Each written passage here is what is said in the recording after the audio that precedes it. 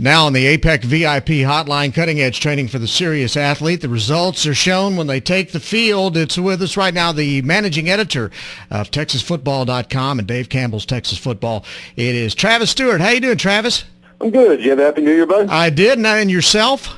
No, it wasn't too bad. Football's almost over, and that puts a pall over everything, but I guess I'll survive another year. Well, first of all, let me congratulate you. You did a great job covering all the state championship games on TV. I got to watch a lot of them, so I got to see your smiling face a lot, and you did a wonderful job. Oh, thank you. Those couple days are really intense, but they're a lot of fun. First of all, you're watching the culmination of all the years' effort for all these teams and all these kids, but you're also right there. And, I got to stand on the field for all 9 title games and really get a look at how the sidelines work, for each of those teams and how those kids and coaches interact for all those teams. And it's a really in-depth look that you don't get from the office we sit in a lot of times. So that's always been really rewarding to me. I've always loved that. Well, it was a fabulous year high school football-wise. When you come away from it, what are going to be some of your fondest memories of this past year? There was a lot of teams, obviously, that made great runs. I think the one moment that will probably stand out to me the most was at the end of the 1A Division I state title game, which was between Stanford and Mart. And at the end of the game, well, let me take a step back. Stanford's quarterback, Hagan Hutchinson, is a great player. Quarterback and a free safety. Stanford would go on to win, and he became the first ever player to win offense and defensive MVP honors in a state title game. He took home both honors. He was so good on both sides. And at the end of the game, he and his dad, who's the head coach, Wayne Hutchinson, they came together, and Stanford lost last year in the state title game. Hagan was a little hurt. His shoulder was banged up. And when they won this year, the two of them they met around midfield, they hugged each other, and they just cried. And standing there watching that, the kind of release of emotion, you kind of got an interesting interior look at what they had gone through over the past 12 months to try and get back to a state title game. It's hard to get there once, much less twice in a row, but everything they had been through to get there and all the hard work they put in behind the scenes for all those years, watching those two guys share that moment was really cool. That was great stuff, and I'm glad you got to see that in person. It's always fascinating to see how things operate on the sidelines, like you said. And, the only thing that I want to see somebody do someday is I want somebody to find a way to hook up into the headset of a head coach so I can hear everything that head coach is hearing in his head at one time while he's trying to call a game. That would be fascinating. What would worry me would be hearing what the coach is saying, because a lot of times it gets dicey down there. And believe it or not, this year, a couple notable officiating, I don't want to call them gaffes, but just a couple missed calls that I was not really accustomed to seeing in title games. And a couple times I thought coaches were going to blow gaskets. And, most of them came in games that were probably already decided. One of them came at a critical juncture where the game was very much still alive. And at that moment, the blood curdles to think what's being said between headset and coach in those kind of moments. Well, that's why you have 7-second delay. Yeah, that's the truth. Because you hit that button many times when stuff goes on. And I just know from sitting in a radio booth calling games and listening to coaches beat on walls and pound and yell, although I can't hear exactly what they're saying, I just know the volume is high and the emotions are running deep.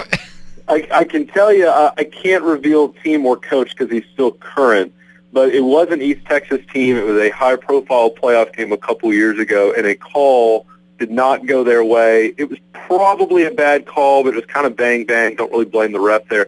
But I was in the booth right next to the coach's booth, and I can tell you for sure a chair was definitely thrown across the coach's booth. So I know things get a little high-strung up in those boxes sometimes. Yes, they do. Okay, looking back at the college season now, looking back at the bowl season as of right now, who would you consider to be the big winner so far amongst the Texas teams who were involved in bowl games? I think you could go one of two ways right now. You can either say it was Rice or it was Baylor for two different reasons. One, let's not forget, a couple weeks ago, Rice was as dead could be. They had to win essentially their last 4 to get into a bowl game. And then once they got there, they played a team that I did not think matched up well for them at all, and that was Air Force. Yeah. I just didn't know if Rice had the defense and the depth along the defensive line to really run with that team, and they beat them.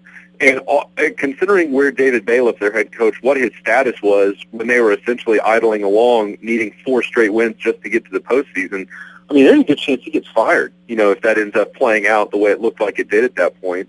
But they win all those games. They get into the bowl game. And then the most important thing was that they win the bowl game, because that makes a statement to all those other recruits right now who are sitting around thinking, where they want to go, if they're still open and they're mulling over Rice offers in some other places, that says, we went through a bit of a downturn. We've been a little bit rough in spots recently, but hey, we're back again. And I was impressed by that. The other one was Baylor, because they just beat the taillights off UCLA. That's all there is to it. They just drubbed them.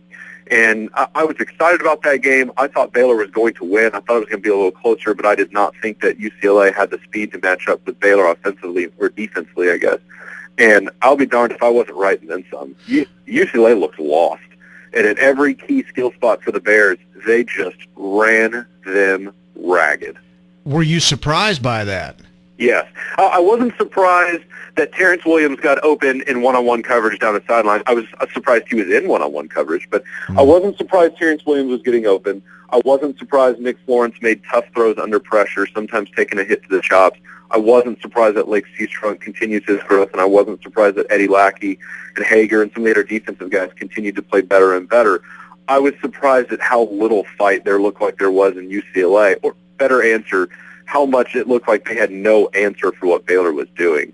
And I guess that lends a little bit of credence to the theory that the Big 12 is the most difficult conference in the country to game plan against defensively for your opposing teams, because UCLA, who I'm sure had been watching film on Baylor for 2 weeks, had no clue what to do with that team. Well, it was an impressive win. How big was the win Texas pulled out against Oregon State as far as you're concerned? I mean, honestly, I'm sure it's big for the players and the coaches, and you never want to lose a bowl game. But I feel like in some ways the damage from the season was already done, regardless of what that resulted in. It would have been worse had they lost, there's no doubt. But I felt like the win, in most people's eyes, is going to give them little leeway as far as the rest of the season goes. I mean, yes, that was great to beat Oregon State, but playing Oregon State in that bowl is not the level of Longhorn expectation. The coaches said it before the game. The kids have said it. The fans say it. The administration says it. So regardless of how that game plays out, win or lose, it's still not where they want to be. And, Kevin Sumlin said, gosh, this was just yesterday or earlier in the week, that he said if you're a kid in Texas right now, it's no option. It's a clear choice. A&M is the best program right now. He did that. That's paraphrasing, but he did say there's a clear choice. And I think a lot of people right now agree with that standpoint. And regardless of how the game against Oregon State played out, that's going to be a lot of people's opinion right now. I agree with everything you're saying. I'm wondering how much of a difference it made, though, that Major Applewhite's now running the offense at Texas, and David Ash actually came through and had a big ball game when he'd gone through the last month of the season, just really looking like he had backed up a bit. And that's a fair point, and I'm sure there will be some progression in Ash now that Major's there. Major, who's always been one of my favorite players in state history. I've always really enjoyed watching him play and now watching him coach. But at the same time, we've seen great from Ash before, and then we've seen bad the next day. And his bad games tend to come in clumps. As you said, near the end of the season, he struggled a bit, TCU, and then I guess in the middle of the season, Kansas most notably. But I guess we're at the point now where you only really believe in the UT offense, specifically under quarterback, when they put 13 games together, when they put 12 regular season and a bowl game together. Because at this point, you just can't assume it's going to be that way. I mean, there were some guys that were given. You always expected Colt more or less to walk out and be a given. But at this point, no matter how good one game is, I don't think you can say that about any Texas quarterback until they prove it for 13 in a row. Well, you mentioned recruiting, and I guess the story of the year has to be Johnny Manziel when it's all said and done, and what he did.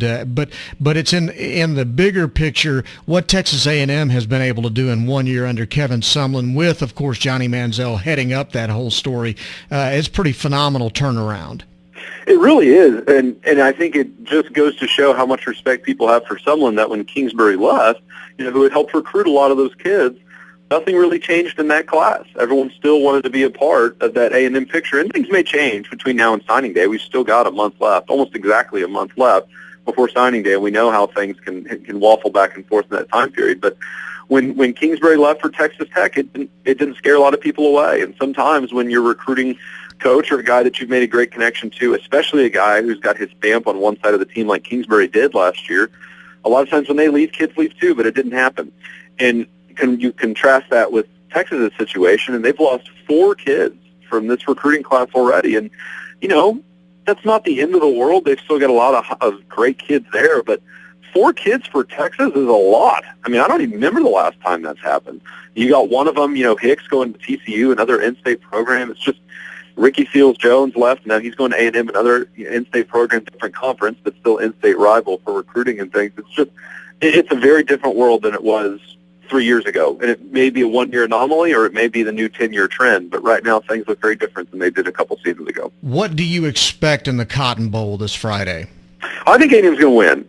And I know a lot of people lean towards Oklahoma, but I think A&M will win, even losing Kingsbury. And that's the one thing that makes me a little tense. Losing Kingsbury, I don't know how that's going to affect things because he and Manziel were very close. They had a good relationship. They were really starting to play off of each other, almost reading each other's thoughts to a certain extent. And without him, I'm sure there'll be a shift there. But there's going to be a couple guys on the A&M roster. One of them's already announced, DeMontre Moore. There's going to be a couple guys on the A&M roster who are not going to be there next year because they're going to leave early for the pros.